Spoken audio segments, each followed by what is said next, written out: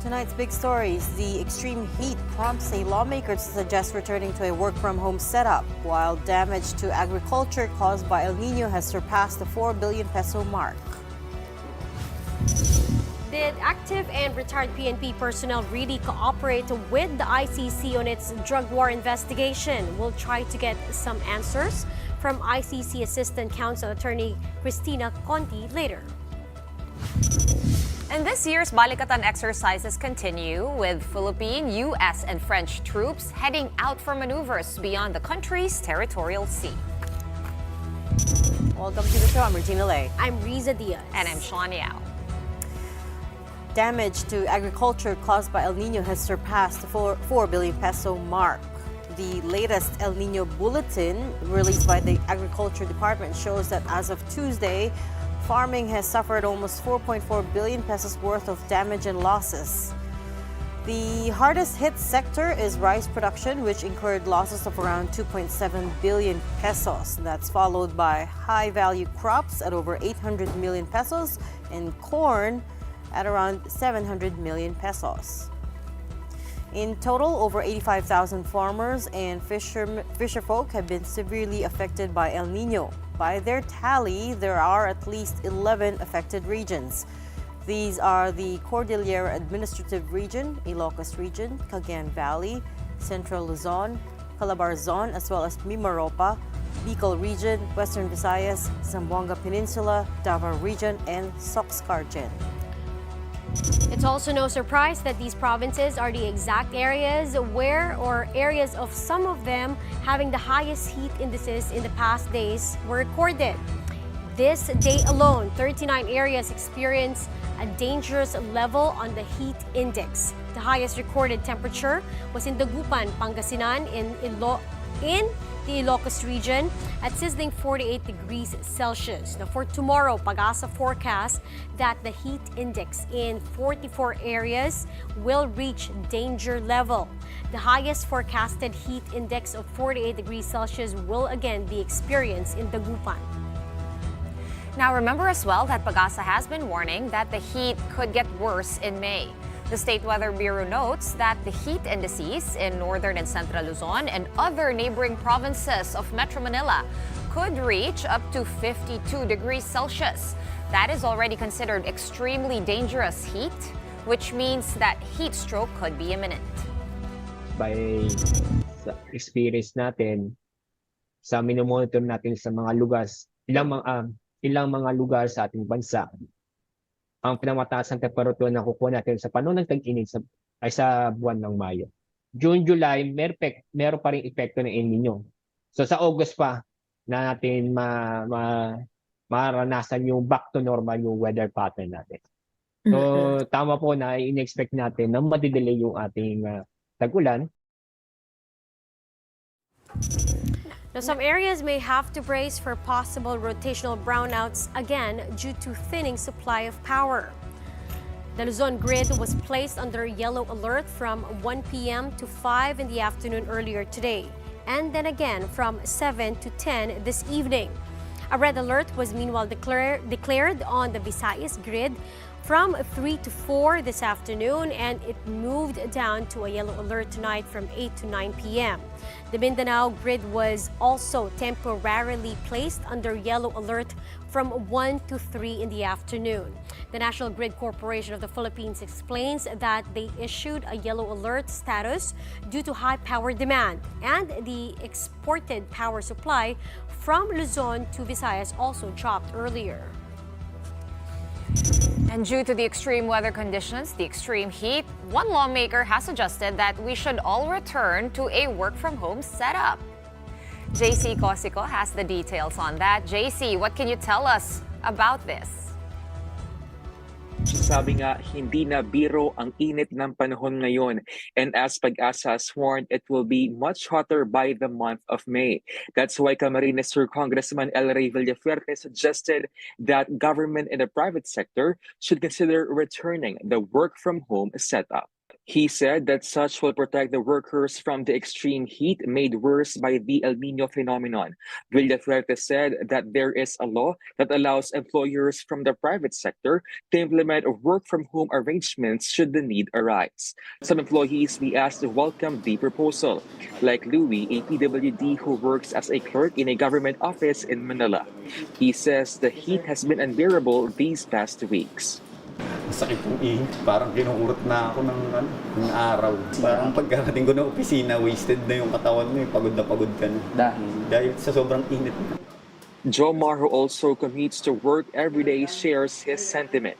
Doon palang pawis-pawis ka na. Tapos pag sakay mo ng LRT, siksikan din, nag-start ka ng work. Ganun, mainit na agad. Parang nag-iinit yung mind mo, hindi ka makapag-focus masyado kasi may initan ka rin. The Employers Confederation of the Philippines says the work-from-home proposal is worth considering, but this should be studied and implemented properly. Hindi lahat ng trabaho po pwede mag-work from home. Alam mo naman, construction, mga manufacturing, mostly, ang apektado na lang work from home yung mga office workers. Karamihan pa naman sa office workers, air condition na pinagtatrabawan. The Labor Department said it's up to employers whether to implement it or not. Kailangan may ugnayan at unawaan, no? Ang manggagawa at saka yung namumuhunan kasi hindi pwedeng lahat ng working arrangement minamando o iniubliga ng dole. Kailangan bigyan natin ng flexibility. Kung lahat na lamang ng klase ng regulasyon bibigay natin sa kanila, baka instead na ma-encourage natin silang magpatuloy, mag-expand, o kaya maglagak ng bagong puhunan, medyo nahihirapan silang gumalaw. Meantime, Dole told employers that it's important to ensure workers' safety in and out of their offices this hot and dry weather, like ensuring there is proper ventilation in indoor workplaces and for employees working outside be given adequate breaks and protection from the sun. Back to you. Thank you for that. News 5's JC Cosico. Well, the Trade Union Congress of the Philippines, for one, is pushing for what they call a heat risk action plan, which lays out guidelines and suggestions for employers to protect their employees amid this extreme heat. Joining us tonight to talk about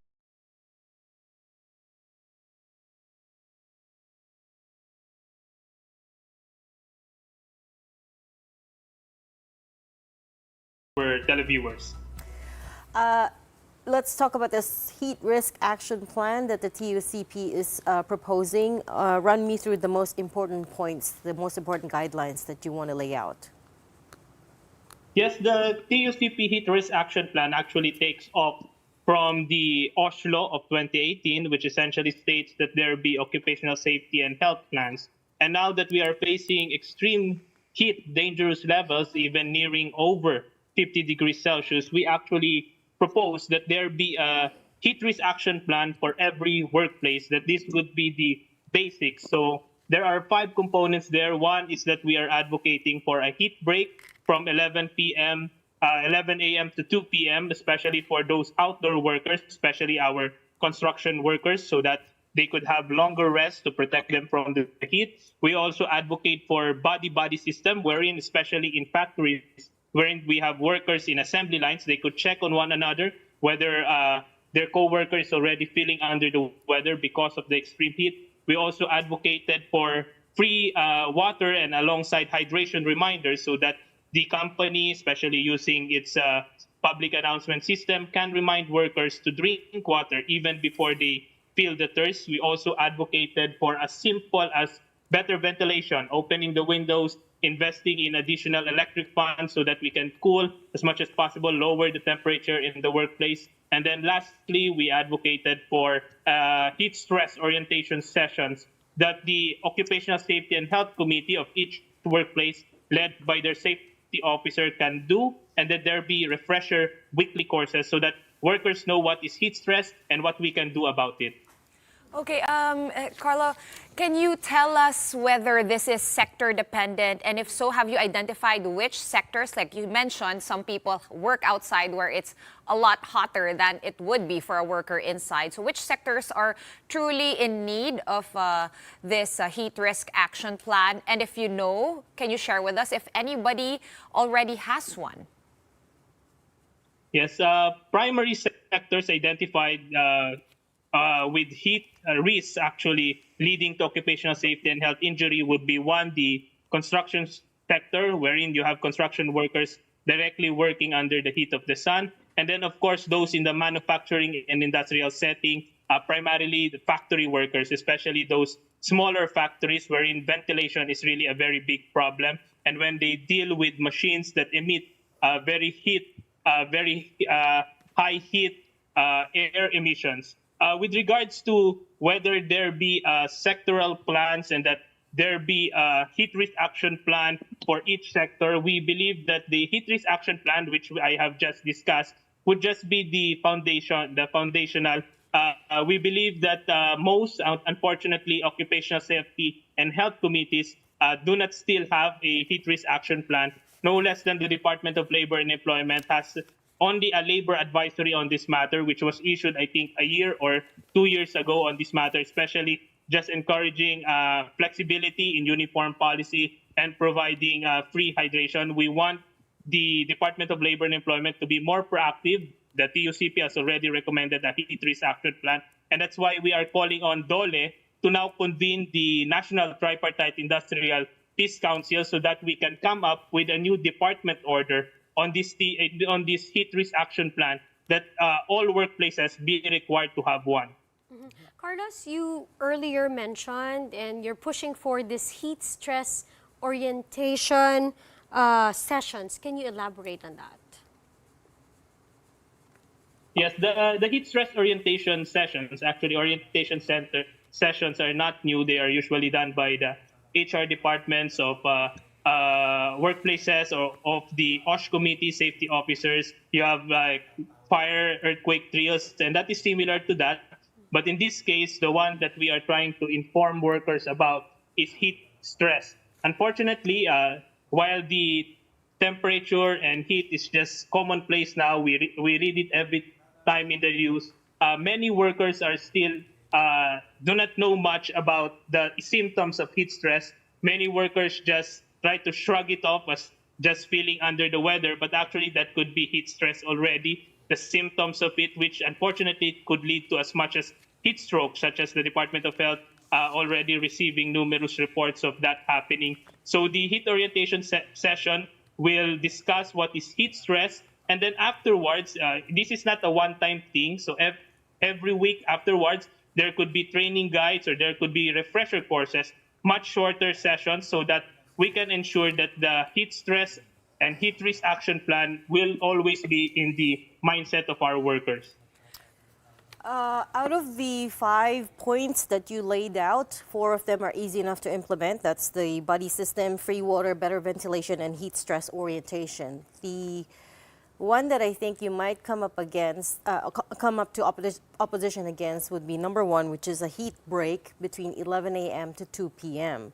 Because if you implement that across the manufacturing sectors and the construction sectors, there could be a corresponding slowdown in overall GDP growth, right? Especially since, the economic managers are right now trying to hit 6.5% minimum growth for the Philippines at the moment. So how would you counter that if once you get to the table with the DOLE? Yeah, so with the Department of Labor and Employment, who we trust will always protect workers, and especially the one that we are very much concerned, of course, is the employers, who will think that a heat break, such as 11 a.m. to 2 p.m., is really seen just in the cost perspective. We in the TUCP, the Trade Union Congress of the Philippines, kept on reminding our employers that a healthy and safe worker is a productive worker. Even if we force construction workers, factory workers, to work under the heat of the sun from 11 a.m. to 2 p.m., they would be their productivity would be drastically declining, and that the propensity for accident, such as occupational safety and health injury, heat stroke and heat stress, will also be rising. And if there is also an absence of safety devices, especially during those intense heat, then the employer could also be responsible for damages as per the Employers' Compensation Commission. So we believe that the heat break is a mutually beneficial solution for both employers and workers. Because again, a healthy and safe worker is a productive worker. Right. Just a quick clarification, Carlo, on the heat break. So if you take out 11 to 2, that would be 3 hours minus 1 hour for lunch, which is normally break time anyway. So that's 2 hours off. Does your proposal include putting back those 2 hours maybe towards the end of the day, like later on, pag medyo mas hindi na mainit? Or it's foregone? That is why we have been calling for the National Tripartite Industrial Peace Council to have a special meeting, so that is where employers, workers, and the government can discuss. We are exploring options there, such as having work starting earlier than 8 o'clock, so that a rest break can be accommodated, as well as trying to have work in the latter time of the workday. Let me also mention that this heat break is not entirely new. In other jurisdictions, such as in the Middle East, Qatar, and Singapore, there is really a heat work ban. They call it a heat work ban, wherein construction and manufacturing are forced to redesign their workday, such as, for example, removing those work needed to, such as, for example, in the project site itself, that the 11 to 2 p.m., they are not allowed in the project site. So what they will do is that the 11 to 2 p.m., they will spend time on assembling something that they will install in the project site itself. In that way, workers are protected, employers were able to redesign their workday, and that everybody, employers and workers, will be safe from the heat. Okay, Congressman El Rey Villafuerte has proposed a 4-day work week to give workers a break from the heat. I know for a fact that the TUCP has not been in favor of this 4-day work week throughout the past decade. I know, like, lagi niyo siyang kinokontra. Given the extreme heat we are going through right now, arguably hotter and hotter than the previous years, is the TUCP open to revisiting a 4-day work week? Or do you still think that it's not a great idea? The Honorable Villafuerte is also proposing, firstly, the work from anywhere. Let me mention that there is already a telecommuting law which essentially emphasizes that work from anywhere arrangement, work from home for that matter, be consulted between employers and workers so that they can mutually agree upon.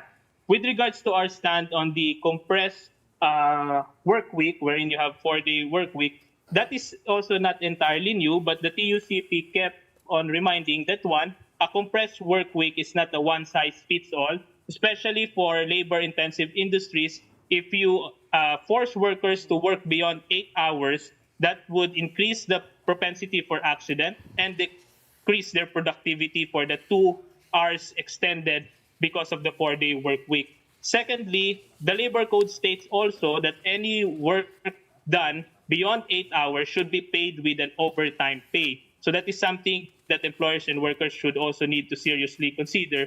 Thirdly, with regards to its impact on managing heat, we understand that that would be one commute to and from work and one workday gone. But we also emphasized that even if you have a compressed work week, we are still subjecting workers without the TUCP Heat Risk Action Plan for a workplace without a heat risk action plan would still subject workers to the dangers of extreme heat. So we urge employers, we urge also our government to address really the foundations of this extreme heat issue, which is really to come up with what the labor code would say, safety devices against heat. And that with regards to the compressed work week, the TUCP has been emphasizing that it be a subject of social dialogue between workers and employers, and that it should not result in the diminution of benefits of workers. Thank you for sharing your thoughts with us tonight, TUCP Legislative Officer Carlos Miguel Oñate. We're going to pause for a quick one right now, but right after that, Filipino-American and French navies gear up to cross the Philippines' territorial borders and travel to the edge of the EEZ. We'll bring you the latest on today's Balikatan exercises when we return. Keep it here in One News.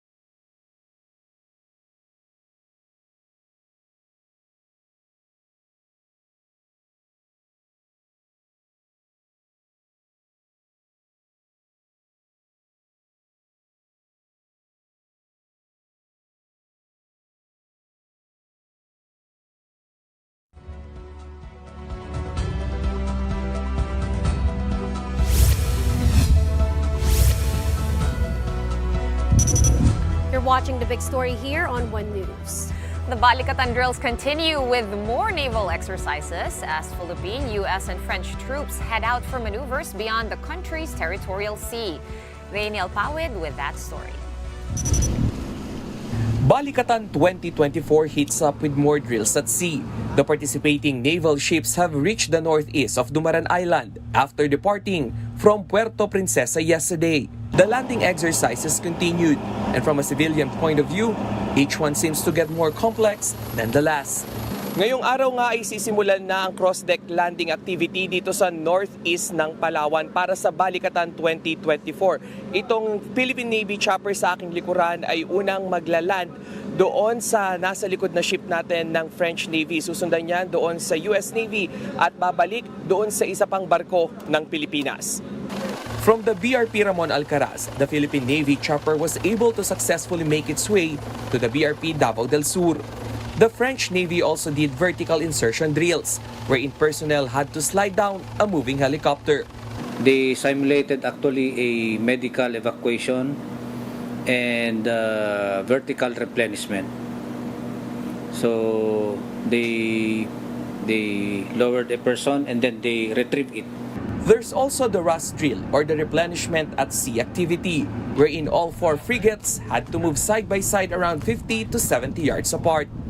It's about replenishment of either fuel, transfer of personnel, or transfer of foods or supplies that the ship needs. At night, troops also train how to detect VIPs or important cargo in other ships.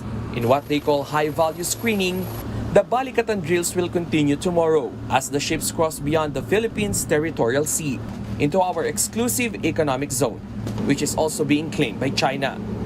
This is a first in the Balikatan drills that we will definitely be watching out for to see how things play out. For 1PH, this is Rainiel Pawid, News 5. Now, Senator Bato de la Rosa was asked to react to former Senator Antonio Trillanes, saying that the ICC has talked to over 50 active and retired policemen in the course of its drug war probe. De la Rosa, who was chief architect of the Duterte drug war, only said he doesn't want to dignify Trillanes' statements. He also says no one from the ICC has spoken to him and insinuated that some may have been forced to cooperate with the International Court. Kawawa yung mga tao na pinipilit niya na mag-cooperate, pero sa mga kinakausap ng mga tao na magkakaso yun. As I've said, I don't want to dignify his statements. Ayaw kong katulad. In response, former Senator Antonio Trillanes said De La Rosa was not approached by the ICC because he is a main suspect in the case. Trillanes also argued that it's not a crime for policemen to cooperate with the ICC in their personal capacity. Let's try to get some updates on the status of the ICC's drug war probe. Joining us tonight is ICC Assistant to Counsel Attorney Kristina Conti. Attorney Conti, thank you for coming back on Big Story tonight. We appreciate it. Yes, thank you very much. Okay, but I'm sure you heard the back and forth between former Senator Trillanes and Senator Bato de la Rosa. But before we go into that, how is the investigation into the Duterte drug war going so far since we last spoke? Well, the investigation, as you can see, is underway and moving forward positively in the sense that I think we will be moving into trial soon. These reports that the ICC has already identified up to 50 police officers, whether active or inactive, leads us towards an actual trial and determination, because right now they're at the stage of determining who should be taken to trial. And they should be vetting who are, and this is the term of the ICC, who should bear the greatest responsibility for crimes against humanity in the Philippines. And this is consistent with their timeline as well. In the ICC, they have a general period of about 120 days to act on matters. And if you remember, in December, it was, leaked as well, the information that some investigators were in the Philippines. Possibly they have issued or given out the report. And it's been 120 days since. And right now, I think we could be moving into the next phase, which would be the asking of warrants of arrest for those who have been determined to be most responsible, or to those who have perpetrated or committed crimes against humanity. So is that a confirmation? Hold on, sorry. No. Can I just...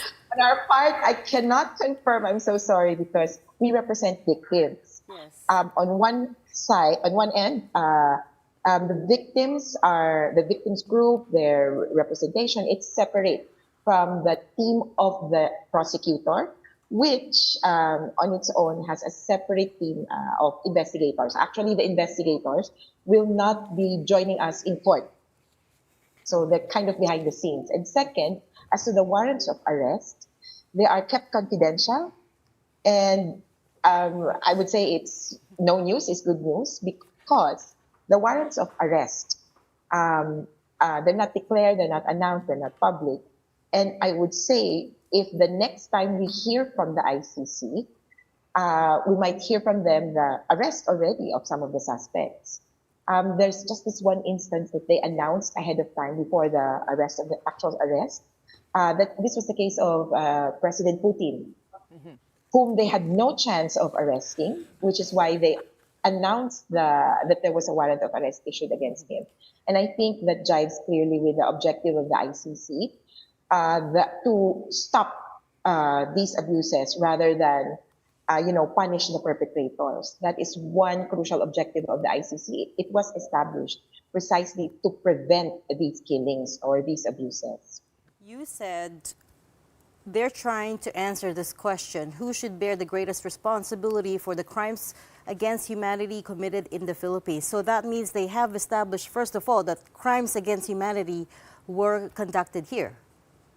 Yes, definitely. That was the first stage of the process. That was preliminary examination.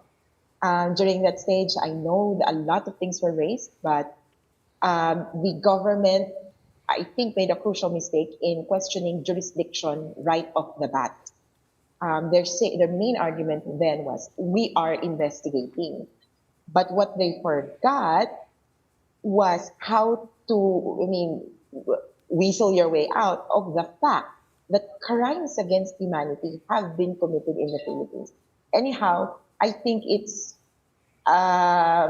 easy to see the number of killings, the pattern, and the public pronouncements of the presidents were, in a way, prima facie proof that these killings were public policy.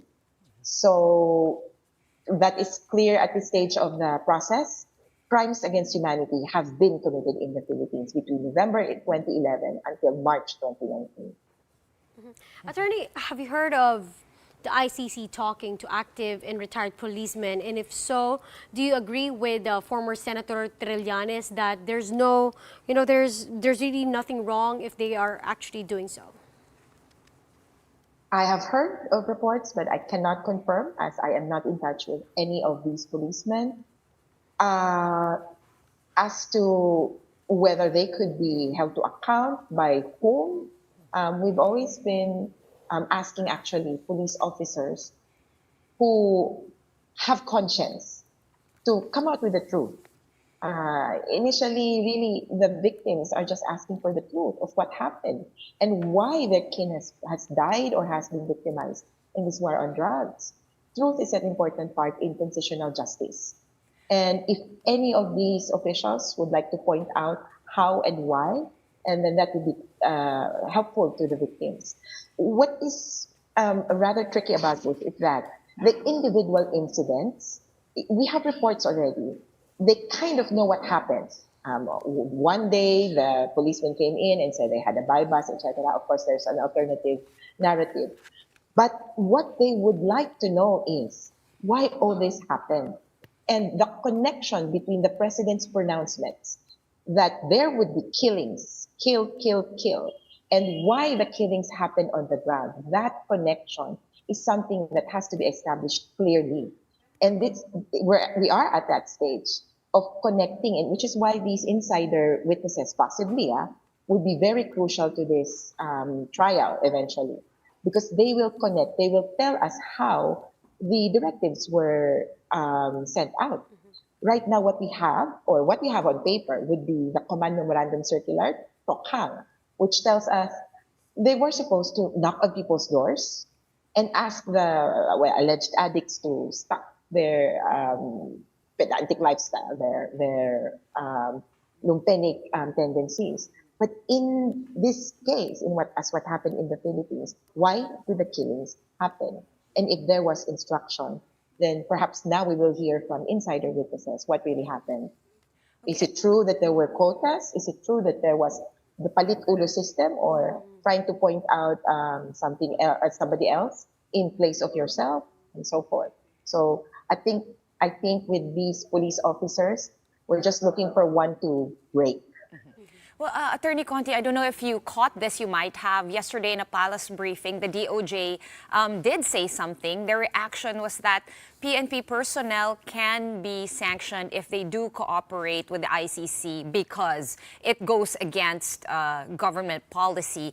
They did say that they could be charged with violation of Republic Act 6713 or the Code of Conduct and Ethical Standards for public officials and employees for going against the quote-unquote government policy.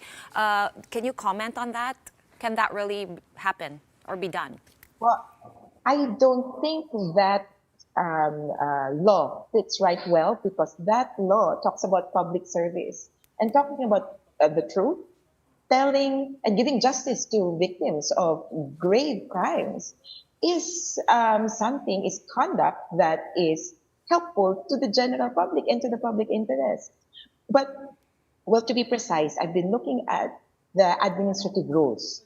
So in there's rules for conduct as police officers. So we're looking at perhaps administrative sanctions.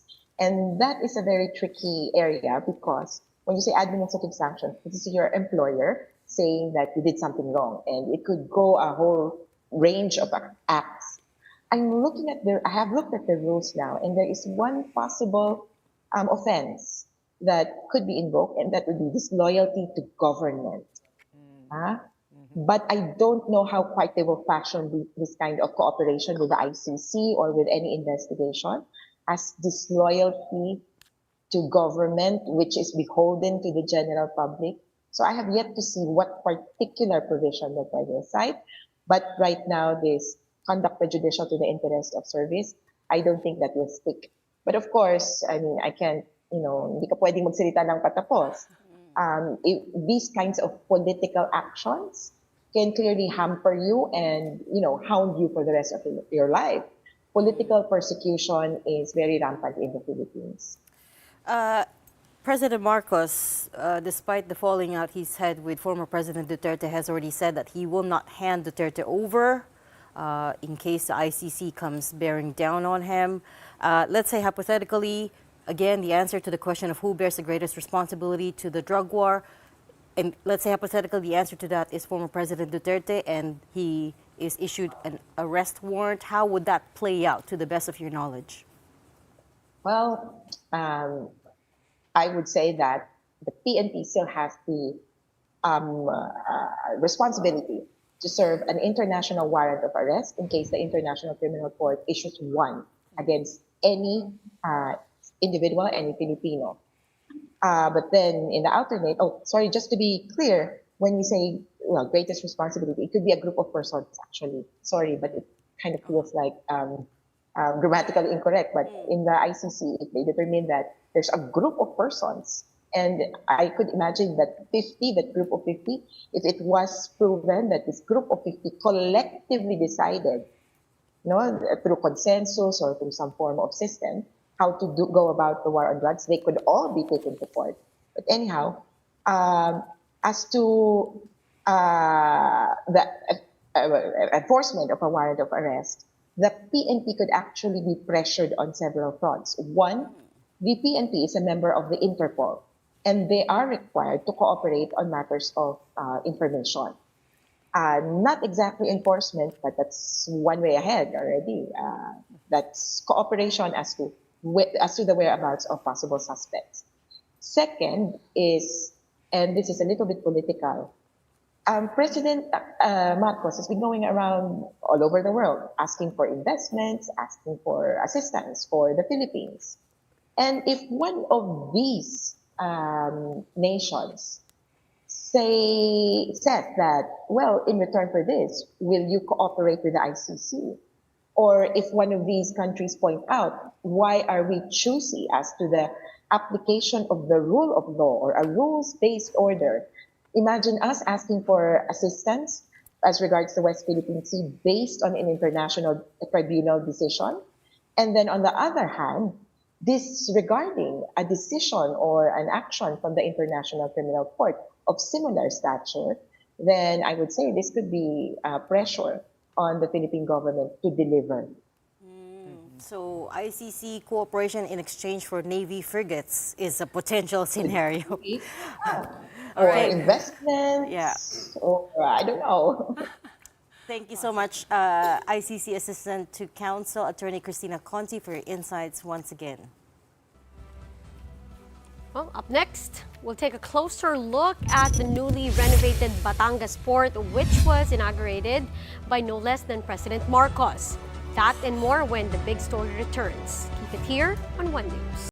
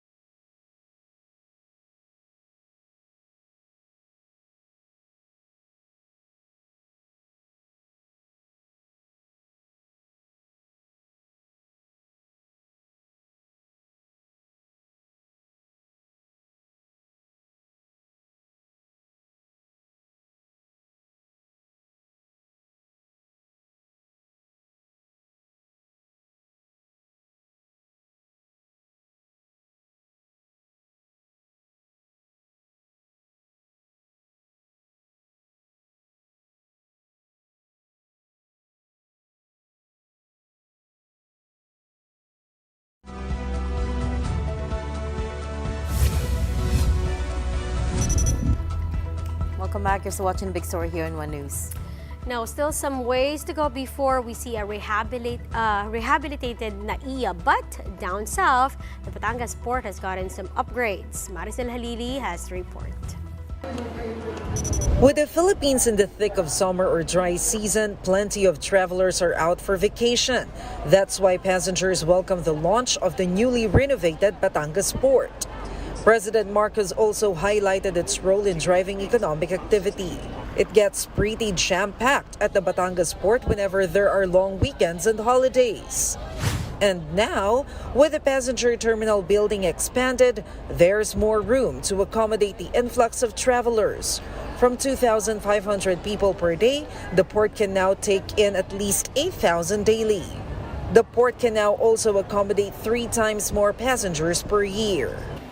With the large volume of trade and passengers that it handles, the port of Batangas is so crucial that economic planners have underscored the importance of the continuous expansion of this major transportation hub to support the country's economic transformation. The president also noted the importance of interconnectivity. The Batangas port connects transit between mainland Luzon, Mimaropa, and other provinces down south. So what can passengers expect? There are added facilities like water refilling stations, a prayer room, nursing room, an all-gender toilet, and charging stations. There's also more food stalls. And the best part, amid this heat, the port now has fully air-conditioned lounges. There's also additional X-ray machines for luggage, walk-through metal detectors, and more CCTVs. Passengers see the upgrades as a welcome development and they get to travel a bit more comfortably and safely. For News 5, Maricel Halili, we are One News. The PNP has officially revoked Apollo Kibuloy's license to own and possess firearms, and the same goes for some of his followers. Police spokesperson Jean Fajardo confirmed that this was approved by PNP Chief Romel Marbil after it was recommended by their firearms office. Kibuloy now has to surrender his firearms within 6 months. He's currently wanted for a wide range of charges, both here and in the U.S., including child abuse, sexual abuse, and human trafficking. Kibuloy's team is not taking this sitting down. His lawyer, attorney Israelito Torion, argues that the only valid ground for the revocation of a gun permit is if an individual has been convicted. There must be conviction by a court of competent jurisdiction. In this case, Pastor Apollo Kibuloy is still charged with an offense. And the charge is even under question. Ang request lamang po sana natin ay pag-aralan ito ng mabuti po ng Chief PNP at ng ating mga kapulisan. In other news, well-known environmental activist Greta Thunberg has joined a number of personalities calling to save the Masungi Geo Reserve. I stand with Masungi Geo Reserve. World leaders should safeguard biodiversity areas and hold large corporations accountable for environmental destruction rather than silencing environmental defenders. Save Masungi. The Masungi Geo Reserve Foundation, which runs the park, is facing a potential cancellation of its 2017 Memorandum of Agreement with the DENR. Things escalated in recent weeks, and now there is open animosity between park officials and Environment Secretary Tony Yulo Loizaga. Apart from Thunberg, celebrities like Nadine Lustre and SB19 member Justin De Dios and mayors Joy Belmonte and Vico Soto also expressed their support for the said geopark. Last April 21, hundreds attended the Rock for Masungi Solidarity Program, spearheaded by the Friends of Masungi, to support the conservation project and to oppose the order of the DENR. Well, let's move on to some exciting news over at our sister channel TV5 as they welcome back veteran TV host Willie Revillame. MediaQuest Holdings, which owns TV5, announced earlier today its partnership with Revillame through MQuest Ventures. Not much detail can be disclosed at this time, but Revillame will serve as creative director in this joint venture. TV5 President Guido Zavaliero said they are fortunate to welcome back Kuya Will and are excited to work with him in the Kapatid Network. And before we go, time for our big picture on this Friday night. We'll leave you this week with these photos taken by News 5 cameraman Mark Ortiz during their coverage of the water crisis in Cebu. This is Buhisan Reservoir in Barangay Buhisan, Cebu City. As you can see, it's almost completely dried out, except for a small patch of water in the reservoir's lowest point. Here is also a shot of some of the fish that used to be abundant in the dam, dead or dying. This is the effect of El Nino in the province, which has not had any significant rainfall since November of 2023. Well, those are really haunting images, right? The dried up fields. I mean, I challenge anyone who's still a denier of climate change to argue with that, right? It's different though when we talk about the numbers. This is how hot it is in certain areas. Yeah. When you actually see a photo like that, that explains and gives you a little more visual on how hot it is. Yeah, you're absolutely right. It's one thing to say 44 degrees Celsius on the heat index, but another thing entirely when you start talking about the damages to crops, right? Which, as we also just said today, has crossed the 4 billion peso mark. A little food for thought on this coming weekend on how we consume and how we, try to mitigate, I guess, global warming in our own little ways. And as we ruminate over that, that's it for the big story tonight. We are One News, all sides, all the time. Thanks for tuning in. Have a good night and a great weekend.